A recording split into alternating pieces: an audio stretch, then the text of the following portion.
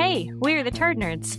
We're glad you're here. Before we take the plunge, let us introduce ourselves. I'm Dr. Rebecca Sand, a naturopathic physician and licensed acupuncturist specializing in digestive, microbiome, and hormone conditions and integrative fertility. I'm Dr. Ami Kapadia. I'm a medical doctor trained in family medicine and functional medicine with a special interest in combining standard therapies with lifestyle and nutrition-based interventions. And I'm Dr. Alana Gurvich, a naturopathic physician, licensed acupuncturist, and a fellow of the American Board of Naturopathic Gastroenterology. I specialize in IBD, IBS, and other functional GI disorders.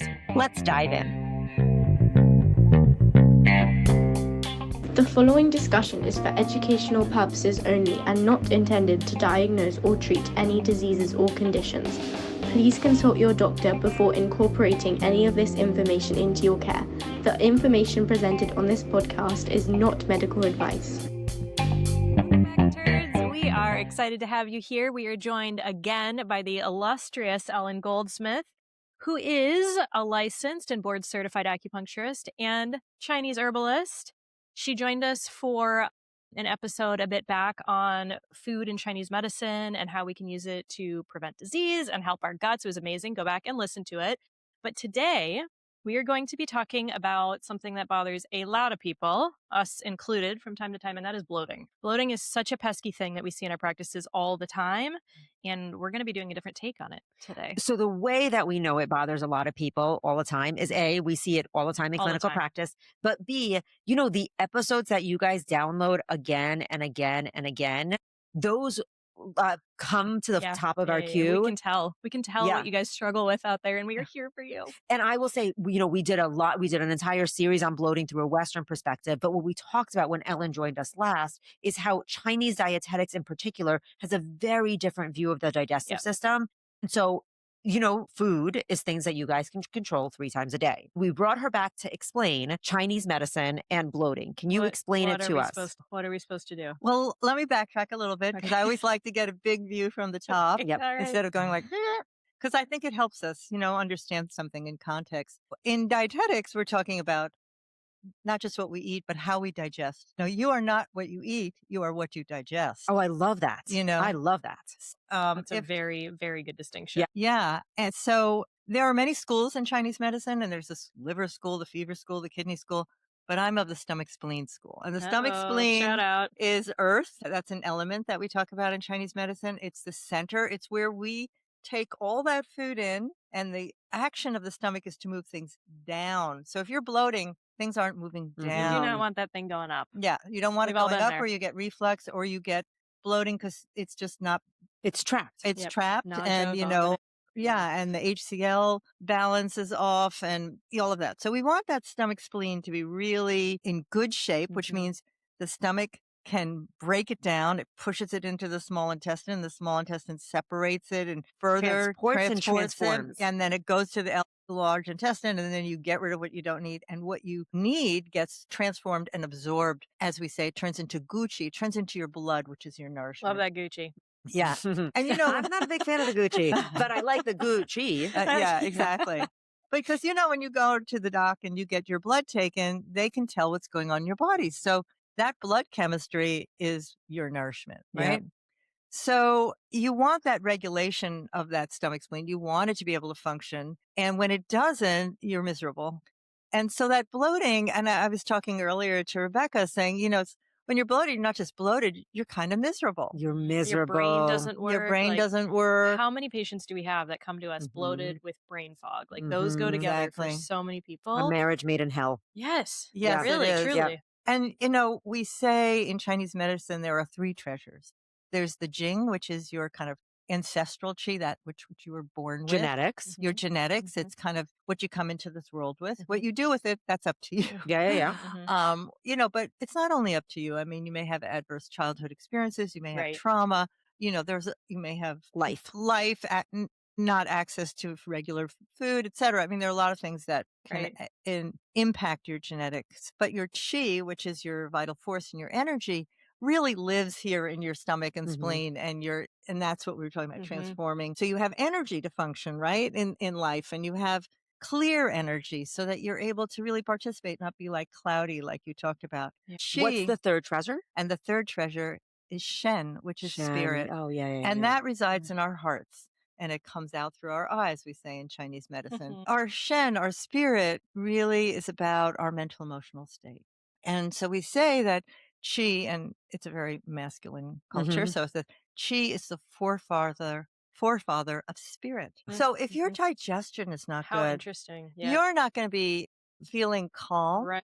You're going to be restless. Yeah. You may be cloudy. Yep. You may be irritable. You may be, just not much patience, so we want, and we talk about it in Western medicine, that gut brain axis is like, right? Yeah. We want that. So we want our digestion to be functioning optimally so that we can function and feel good in our own skin, as they say, I think it's like in medicine, there's kind of this long history of separating the brain and the gut and your psychological disorders and your gut disorders. And then we go through waves of kind of like, oh, yeah, no, they're related. They're related. But everyone with IBS has anxiety or depression.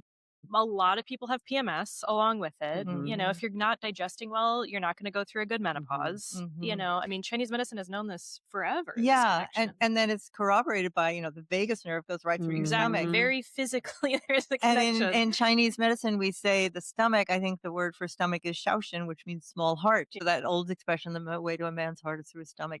But the way to all of our hearts is through our stomachs. Yeah. What I tell patients is a healthy digestive system is one where you feel hungry and you feel like you have to poop. But besides that, you're not thinking about it. Yeah. But if you are spending all of your time thinking about the distension, thinking about what in Chinese medicine we call food stagnation, which is it just sits there forever.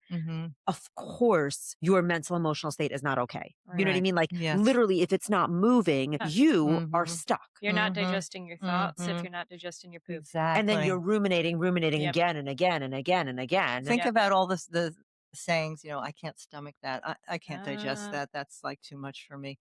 So I think there's a lot that we can look at in what you were just saying, Yeah. Okay. So we've got these three different treasures, the Jing, the genetics, the Qi, the digestion, and the Shen, the spirit. And Qi is also not the digestion, but it's what we do every day. We breathe. Are you breathing right now? Take a nice deep breath. No, okay? haven't been breathing in about 10 years. Yeah, that's good. Which healthy. Totally healthy. Feel like let go of what that. you don't need, helps you kind of circulate the oxygen, helps calm your nervous system. Diaphragm, vagus nerve again. Exactly. So taking a nice deep breath calms you down, and it's our movement. And then it's our daily, social and activity environment. Those all affect our Qi. Right. So that means that we have a lot of possibility to build and support and maintain our Qi and vitality. So why don't we start from a Chinese medicine perspective, how do we break our digestion? Like what is what damages it? Let's start there. What leads to bloating? Well, okay. We know, of course, in Chinese medicines, for our Chinese medicine nerds out there, one disease, 10,000 cures. One disease, 10,000 reasons why. Right. So you can have bloating, you can have stomach Qi, you can have I like that. dampness. It's very dramatic. You can have dampness, you can have damp heat, you can have Qi stagnation. All of these are kind of metaphoric terms for different reasons why from the Chinese medicine perspective, which would ask for different foods because everybody's different. Like I said in our last episode, the vegetable you ate today may not be the one you need in 6 months. So the thing that helps regulate your stomach and spleen Qi now may change because your blood chemistry changes, right? So go back to that question before. You said, what was it that... What breaks it? How do we get here? Okay. One thing I think, and we don't want to blame our parents for everything, but... Just the convenience. I think. But a psychiatrist once told me many years ago that when we're born, we are our self-regulatory regulating our nervous system we learn that. We don't come like it's already there because we're defenseless. Right. We are dependent upon our caregivers to love us, to nourish us, to tend Teach to us how to regulate. and teach us how to regulate. So they pay attention when we're hungry and we eat. They pay attention when we're tired and we sleep, and that regulates our cortisol, right? So what breaks us is dysregulation, nervous system dysregulation. Now, it's not always our fault. Right. Like I said, if you've had high levels of trauma in your life or even low levels over years and years and years, your nervous system is not regulated. So, I think I just want to honor that with people because, it's enough when you're not well. We don't need to put more blame upon you. It's not, Right. quote, your fault. Yep. But we want to kind of tease out what are the factors that contribute. So stress is huge. Right. Yep. And patients love when you tell them it's your stress. Yeah, And you should probably go meditate more. Love that. Love because that. meditation is definitely not stressful.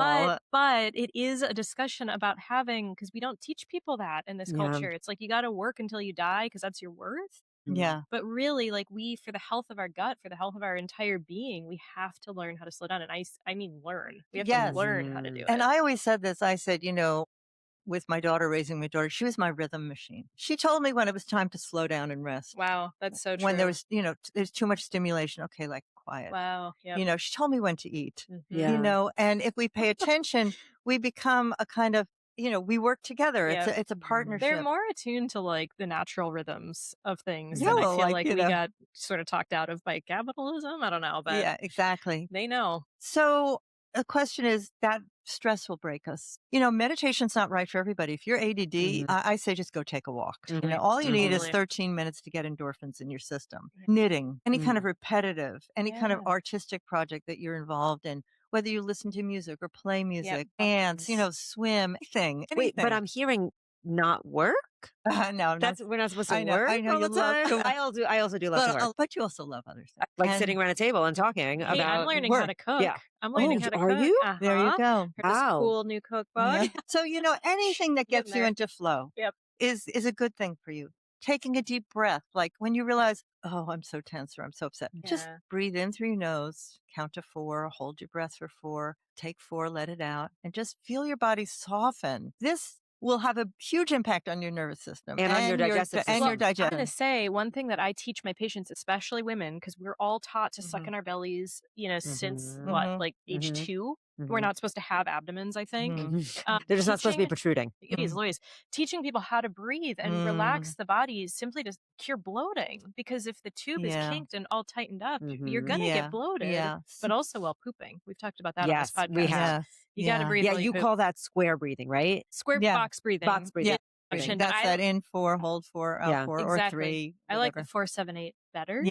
because it helps loosen the diaphragm. In 4, hold 7, release 8. Holding Yeah. at the top of that exhale, the top of the inhale helps to stretch the diaphragm a little bit, and then having the exhale a little bit long is helping you shift into that parasympathetic. And breathing out through your mouth too helps you let that lets that There's a lot go. of power in that. We just forget because it's free. Because Yeah, it's free. it's Okay, free. so now we're nervous system relaxing. So Right. that's one thing that could be helpful. What else are we thinking about? I'm thinking about things that people do all the time, which is they don't eat regular meals. Oh, the Snacks. adrenals timing. Snacking. Or they snack. Yeah. The not eating regular meals is a huge Yeah. thing. I don't know how many cases of anxiety I have helped to calm down Wild. by just Yeah. having people eat regular meals. So their bodies can predict what's coming. Well, also that they get nourishment, keep their blood sugar regulated. Exactly. I will That's tell you. So huge. in my That's huge. world, I have breakfast down. I have breakfast down. I I have so admire dinner that about you. down. Lunch is where I lose my way because I don't think about prepping for lunch. And then I end up Right. grazing for lunch. And then when you are not prepped, you grab all the garbage. And anybody who has kids knows there's garbage sneaking into the house. Not You like good it or for you, not. Miss Alana. I lose lunch. And then I feel like if Yeah. I'm going to be irritable, if I'm going to be tired, if I'm Yeah. not going to feel good, it's going to be like 2 hours after when I should have eaten lunch. So here's a strategy for people. Like, there are a couple of strategies. One is if you cook, and I hope you do. Like on a Sunday or a day when you have time, make a large soup Right. and then put Meal it into prep. small containers and freeze it. And then, if you go to work, just grab it and bring it and then you can heat it. Anyway, I don't love microwaves, but it's better than nothing. Mhm. If you're, working in an office, make sure, if you have a fridge, make sure you have some snacks there like hummus or, some kind of spread or avocado or some, whole grain Pickles. toast or pickles. Condiments. Condiments, yes, like I love my condiments. But it's hard. I mean, I want to, hard boiled eggs or something. But soups are a really great way to do it because they're easy to digest, Yep. especially in the day if you're working and you're stressed and you have to get things done, you're on deadlines. your digestion is not, it's not like you have a lot of time to have a leisurely European lunch. Sure don't. You know? Love that model. But Yeah, I do too. But Rebecca wants to not be living there yet. French. yeah, but you can have a soup, and that's a really nice way to get some food in. Soups save us. Yes, Yeah. Because they you do. can, I mean, you can take it all sorts of directions, but eating Absolutely, and seasonally, and I mean, absolutely. And soup's like I always think of it, it's like IV through your mouth. Mhm. You're Amazing. getting, because it's easy to digest. Yeah. So stomach spleen likes easy to digest. So many of you know, many of you don't. I was born in Lithuania, raised with a Russian heritage. And my grandmother lived with us for a long time. She moved to America and she would make all of our meals. And every meal starts with a soup. Well, you know why? Because that hot liquid opens up your digestive process. Yep. In the old days, you would have bouillon to kind of whet your appetite and help you digest. It's interesting. In China, soups are usually at the end of the meal. But yeah, the soup, a broth. Like I just yesterday made a turmeric, ginger, chicken broth. If anybody ever gets an invitation to eat at Ellen's house, take it. I have gotten that opportunity a lot of times. It never ends well. It never ends poorly. It never ends well. That would be bad. But okay, what breaks it? So stress breaks it. Holding our breath breaks it. Yeah. Missing meals. Now, look, if you don't have food access, that's a real thing. And I want to, honor that. So how do we work with less? I'm not against, canned beans or frozen vegetables, anything. You can boil up some vegetables and then just put them in a jar and then take some salad dressing with you. And then you have a nice boiled salad. All right. So those are a couple of things that break it. I would say, of course, eating highly processed foods will break it because everything you eat turns to fat and sugar. So that's not going to be so good for your body. I would say, any excesses like a lot of fried foods, greasy foods, creamy foods. Sounding like a standard American diet. Yeah. What about sleep? Definitely. Excuse me. Yes. If you're having poor sleep, your cortisol regulation is completely off. Right. So you want to get that addressed. I mean, acupuncture is very useful for that. Yeah. Movement is very useful for that. Of course, there are times in our life when we have higher levels of stress and our minds are just, and we want to honor that. So notice that and get some help with that, either a therapist or, loved ones or something where you can talk things through and problem solve. So sleep's another thing. Now, here's a thing that people don't think about a lot, and that's food straight from the grab and go or the fridge. Because I'll never forget when Dr. Zhang came to NUNM, the Chinese medicine program. He was a specialist from China, Heiner Fruhoff's teachers, and he took all of our pulses and he's like, oh, spleen pulse, very low. What's going on?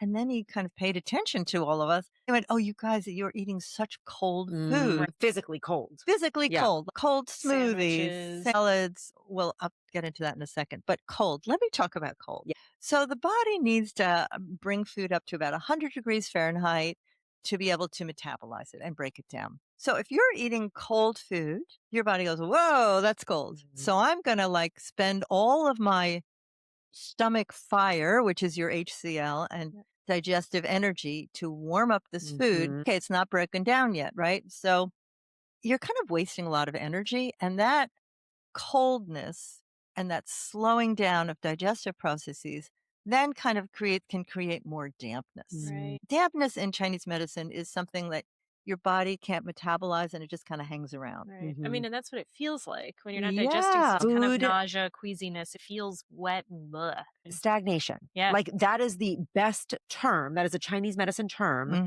It is stagnant in your digestive organs, just sitting there as if it's like a reservoir. I'm gonna barf if you keep going on. I mean, it's but it's a feeling that patients are very, that we all know what they that can is. understand it. So, and then there's the thing of not chewing our food. It's just asking too much of your digestive tract.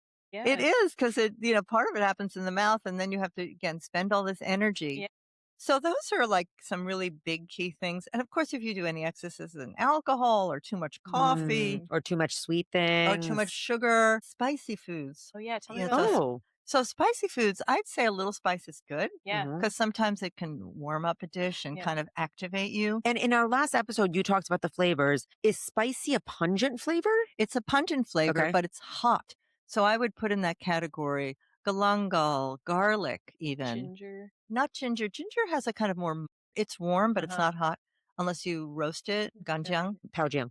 Paojiang is fried. Yeah. So, you want to have, it's actually moderating ginger. It's good for the stomach. But if you're having like peppers, a great story is one time I was teaching a class at NUNM to the nutrition students, and we were doing cooking with medicinal herbs, right?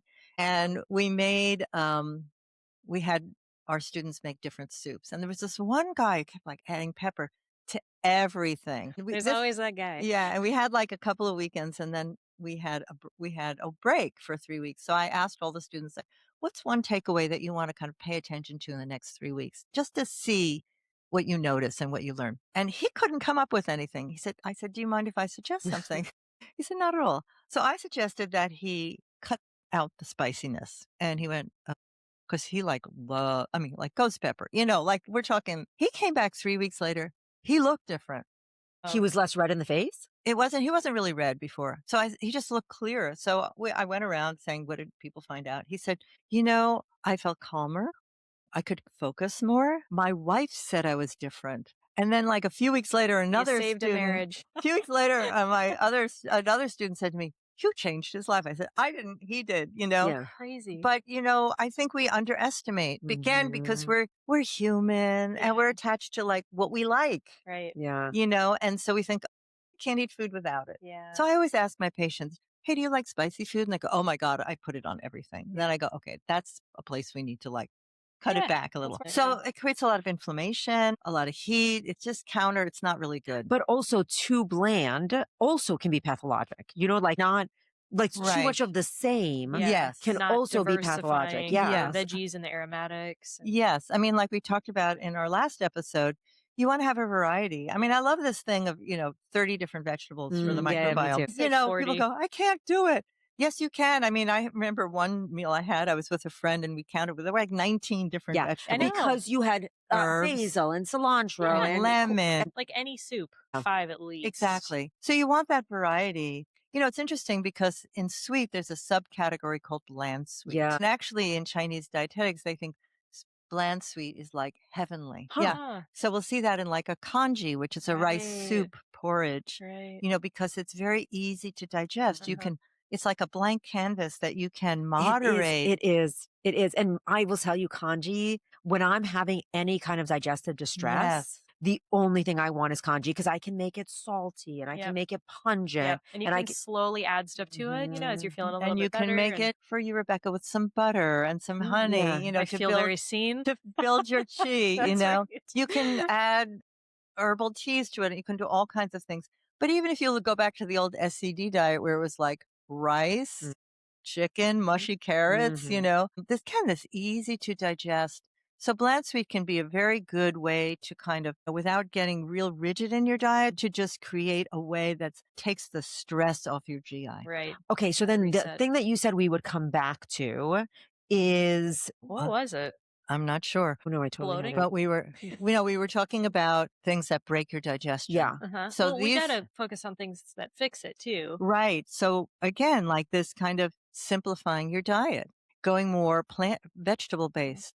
This is kind of what people intuitively, I mean, when you're Yeah. sick, when you're like laid out, Right. food poisoning or something, when you can kind of get to the point of eating again, your body tells you it's not the time for Doritos. It's time for like, it's never time for Doritos. well, people would beg to differ, but it's like your body tells you, let's eat some really bland stuff. That saltine crackers is sort of what the West has Mhm. done with congee, Salads. We were going to talk about Oh. salads. Okay, this when is the they're raw good. food. And Mhm. yeah, again, this is, people think raw food is good for them. And that's because they're vegetables. And I say, yes, vegetables are good for you. But if you have any kind of bloating, it's not a good idea Can to I have just say, salad. I had terrible bloating for a very long time, and I'm not going to go into too many details, but let me just tell you, it was really bad. And you want to know what I did? What'd you do? I went raw vegan for 6 months. Ooh, girl. Gets worse. In Minnesota in the Oh. winter. Oh. Okay, so there's a lot of oohs and Does ahs anyone here. want to guess if that helped? Okay. No, it did not So help. here is what I'm hearing, translating what Rebecca just said. She had a cold, stagnant digestive system, which then she introduced more cold, Mhm. raw, in a cold climate, the middle of the Midwest in the middle of winter. It was like 0 degrees. Yeah. It was probably under 0 And I degrees. was I mean, I was so stressed college student. Like, Yeah. Yeah, fast forward. It did not work. Let me just say it did not work. I was so sick. I was so sick. Oh, I'm so sorry. Thank you, but I learned my lesson. You learned your lesson. My But lesson. here's the deal. You know, people like salads. And what do Uh-huh. we like about them? It's fresh, it's Mhm. Yeah. crunchy. That's a mouthfeel thing there, Uh-huh, right? Mhm. Totally. It's simple. So again, going back to that true nature of the vegetables that we're eating. So I have some ways that you can work with that. Mhm. One is you can take like cruciferous vegetables like broccoli, cauliflower. You can even take string bean, carrot, and you can cut them into smaller, not teeny pieces, but like pieces that you can bite into, Uh-huh. but not are huge. And you can parboil. So they're not soft and mushy, but they're cooked. So Some they're not crunch is left. a little bit of, there might be a teeny bit of crunch, but not a lot. So parboil Parboil means what? means parboil maybe like 5 minutes, you know, Just like a quick I mean, boil. I think green beans are 4 minutes. 3 to 4. Yeah, Yeah. tops. Asparagus. Yeah. Asparagus is quick. Yep. Yeah. And then you cool it and you chop it up and you can put it in, chop it up into the mouth size you like. And then you make a dressing. And then you have a vinaigrette or, a tahini dressing or a tofu dressing, whatever you like. Maybe not tofu because people are sensitive to soy. But, you have that. And then you have this kind of satisfaction of a Mhm. salad.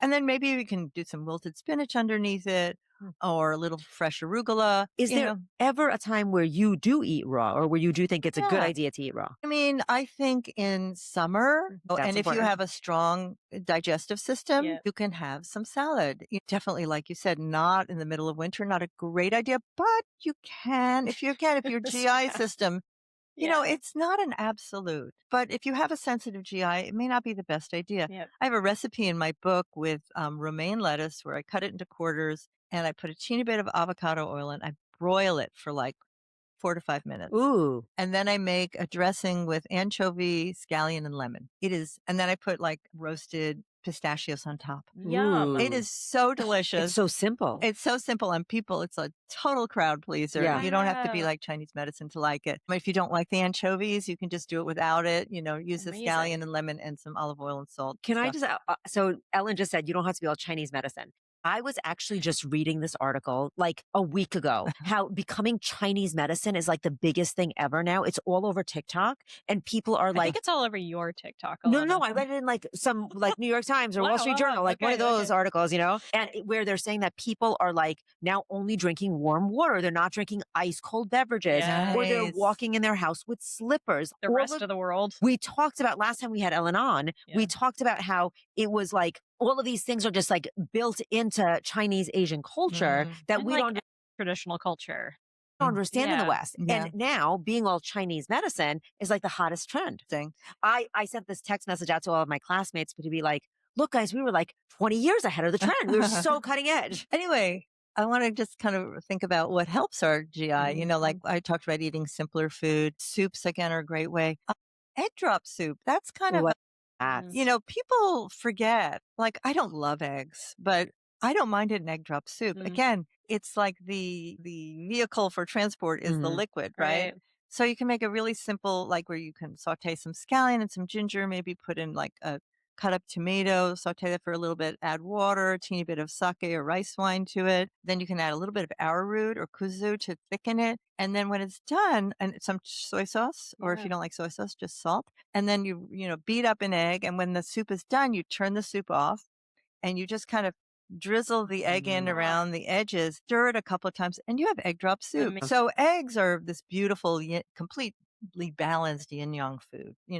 The yang is in the yolk, the yin is in the albumin, the white. And, and also if you're feeling like I want some substance, but I don't want to have meat, I don't want to kind of chew anything, Yeah. that's a nice way for you to do it. Or to have stock that has chicken broth or lamb broth or fish broth or something. So you get that nourishment, Right.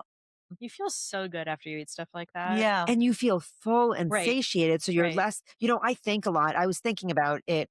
Sometimes when we go out to eat for Thai food in particular, after I'm done eating Thai food from a restaurant, I am like craving sweet. Like Oh, I am so looking sweet. everywhere Yeah. because I am not satiated because that meal had so much sweet in it. It had fat and sweet, but no vegetable, Salt. and I get extra vegetables, but still it's very rare that I leave a Thai food meal not looking for something sweet. That is a very good sign that my meal was not balanced. Right, Yeah. exactly. If you're craving something Yeah. afterwards. I mean, I think it's okay. Like in China, traditionally, after a meal, you get oranges. Why? Because oranges clear stomach heat, Yes. you know?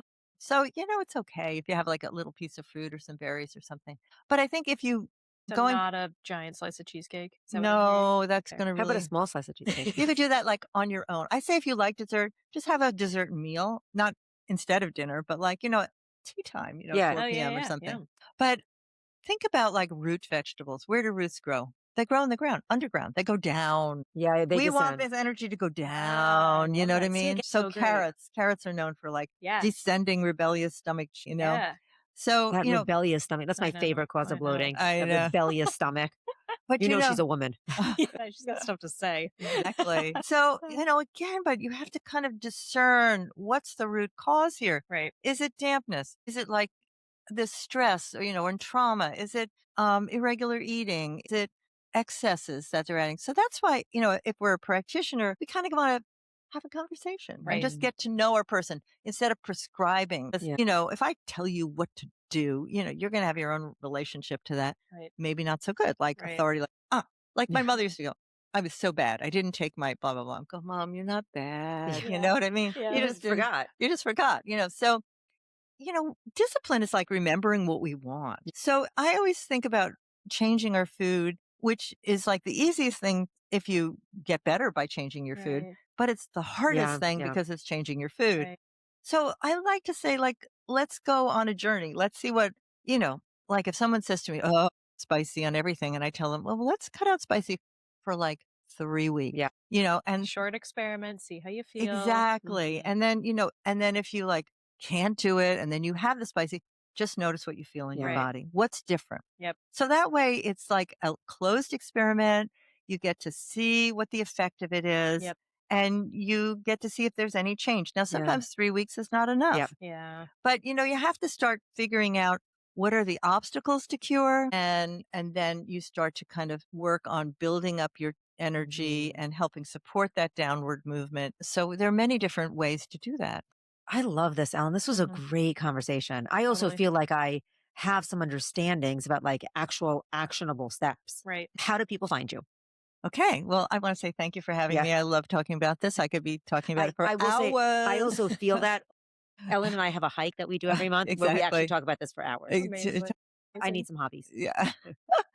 How can people find me? So I practice out of Portland, Oregon, but I do virtual consults and I work with practitioners who are working on cases. I work with people who are trying to understand, how do they work with changing their food. So you can find me through my website, pearlnaturalhealth.com. And I'm on Instagram at Goldsmith Ellen. I'm on Facebook at Nutritional Healing with Chinese Medicine. And this is my book, Nutritional Healing with For Chinese those of Medicine. you joining us on YouTube, you can see the cover here. It has what on the front?